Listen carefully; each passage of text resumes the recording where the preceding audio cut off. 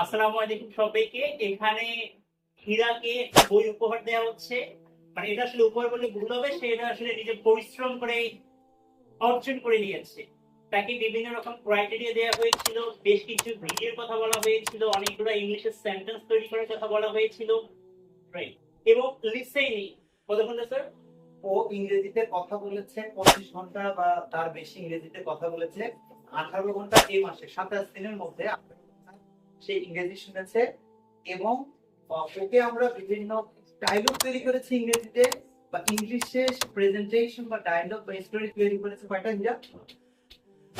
15টা story বা dialogue বা presentation তৈরি করেছে। এজন্য আমরা হীরাকে ছোট্ট উপহার আমাদের পক্ষ থেকে আমরা হীরাকে এটাই ব্রেক আ লেগ ইজ ডান।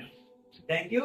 আমরা যেন সবাই এমন করে ইংরেজিতে কথা বলি, ইংরেজি শুনি, ইংরেজি বলি, ইংরেজি